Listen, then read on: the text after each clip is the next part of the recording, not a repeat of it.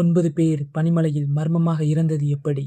1959 ரஷ்யாவின் உறைந்த பனிமலையில் 9 அனுபவமுள்ள ஹைக்கர்ஸ் ஒரே இரவில் மர்மமாக இறந்தார்கள். இந்த சம்பவம் தான் டயாட்லோ பாஸ் இன்சிடென்ட். இந்த குழுவை வழிநடத்தியவர் இகார் டயாட்லோ. மொத்தம் 10 பேர் பயணத்தை தொடங்கினார்கள். ஒருவருக்கு உடல் நலம் சரியில்லாததால் அவர் திரும்பிவிட்டார். அதனால் 9 பேர் மட்டும் பயணத்தை தொடர்ந்தார்கள். பிப்ரவரி 1, 1959 அவர்கள் பனிமலையில் டென்ட் அமைத்து தூங்கிக் கொண்டிருந்தார்கள். ஆனால் மறுநாள் அந்த டென்ட் உள்ளே இருந்த கத்தியால் கிழிக்கப்பட்டிருந்தது.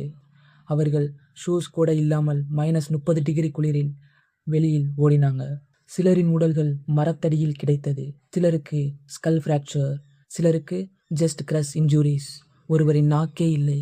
அதிகாரிகள் சொன்ன காரணம் அன்நோன் கம்பெலிங் ஃபோர்ஸ், அதாவது அறியப்படாத சக்தி. இது அவலன்ஷா இல்லை ரகசிய மிலிட்ரி டெஸ்டா, யூஎஃப்ஓவா இல்லை பேனிக் அண்ட் ஸ்னோ ஸ்லைடா? 2020 இன்வெஸ்டிகேஷனில் ஸ்லாப் அவலன்ஷ் தியரி தான் அதிகம் நம்பப்படுகிறது. அதாவது பெரிய பனித்தட்டு சரிந்து அவர்கள் பயந்து ஓடியிருக்கலாம் என்று விஞ்ஞானிகள் சொல்கிறார்கள். இன்று வரை அந்த மரணங்கள் முழுமையாக சால்வ் ஆகலை.